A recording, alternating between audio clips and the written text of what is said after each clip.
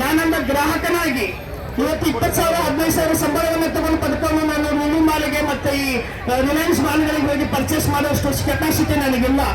ನಾನು ಪರ್ಚೇಸ್ ಮಾಡೋದು ಬೀದಿಯಲ್ಲಿ ಬಟ್ಟೆಗಳನ್ನ, ಬೀದಿಯಲ್ಲಿ ತರಕಾರಿಗಳನ್ನ ಪರ್ಚೇಸ್ ಮಾಡ್ತೀನಿ. ನನ್ನ ಕೆಪಾಸಿಟಿ, ನನ್ನ ಬಜೆಟ್ 15,000 ರಿಂದ 18,000 ಸಂಬಳದಲ್ಲಿ ಬೆಂಗಳೂರಲ್ಲಿ ದುಡಿತಾ ಇದ್ದೀನಿ. ಅಧಿಕಾರಿಗಳೇ, ನೀವು ಎಚ್ಚರದಿಂದ ಇರ್ರಿ. ಯಾವುದೇ ಸರ್ಕಾರ ಬಂದರೂ ಅಧಿಕಾರಿಗಳು ಲೋಕಲ್ ಆಗಿ ನೀವು ನಮ್ಮ ಜೊತೆಗಿರ್ತೀರಾ.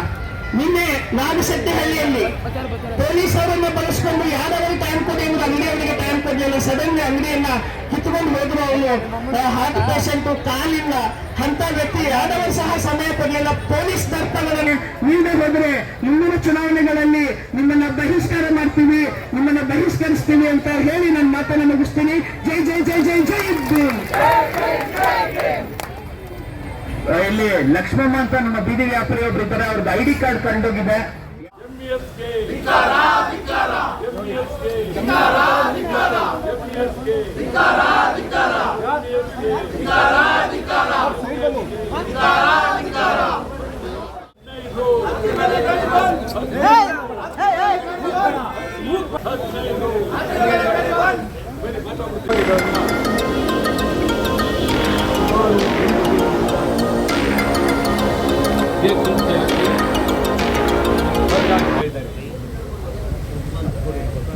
ಅವರು ಸಣ್ಣ ವ್ಯಾಪಾರ ಮಾಡಿ ದಿನ ತಮ್ಮ ಜೀವನ ಸಾಗಿಸ್ತಾ ಇದ್ದಾರೆ.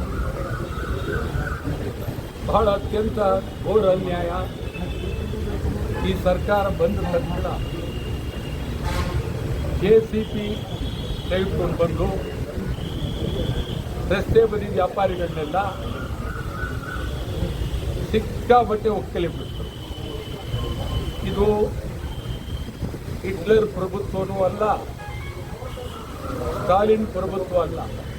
ಆದರೆ ಇವ್ರು ಮಾಡ್ತಾ ಇರ್ತಕ್ಕಂಥ JCB ಕಾರ್ಯಾಚರಣೆ ಸರ್ವಾಧಿಕಾರ.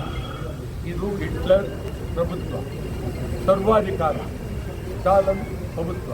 ಸುಮಾರು ಇದುವರೆಗೆ 3,000 ಕೋಟಿ ನಷ್ಟ ಆಗಿದೆ ಜನಕ್ಕೆ. ಅಲ್ಲಿನ ಪಾದಚಾರಿಗಳ ರಸ್ತೆಯಲ್ಲಿ ಅಂಗಡಿಯವರಿಗೆ 3,000 ಕೋಟಿ ಇದನ್ನು ಬಿಡುಗಡೆ ಮಾಡಬೇಕು, ಅವರಿಗೆಲ್ಲ ಹಂಚಬೇಕು. ಈಗ ನೀವು ವಿಧಾನಸೌಧದಲ್ಲಿ ಅವ್ರ ಮೀಟಿಂಗ್ ಕರೆದ್ರೆ ಏನು ಪ್ರಯೋಜನ? ನೀವು ಮೊದಲೇ ಮೀಟಿಂಗ್ ಕರೆದು ಏನು ಮಾಡಬೇಕು ಅಂತೇಳಿ ಜೊತೆಯಲ್ಲಿ ಮಾತುಕತೆ ಆಡಿ ಯಾರಿಗೂ ತೊಂದರೆ ಆಗೋ ರೀತಿ ನೀವು ನೋಡಬೇಕಾಗಿದೆ.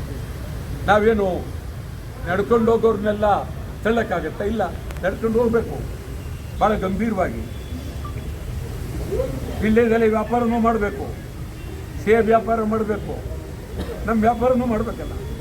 ಆದ್ದರಿಂದ ಇದು ಬೆಂಗಳೂರಲ್ಲಿ ನಡೆದಿರ್ತಕ್ಕಂಥ ದೊಡ್ಡ ಒಂದು ರೀತಿ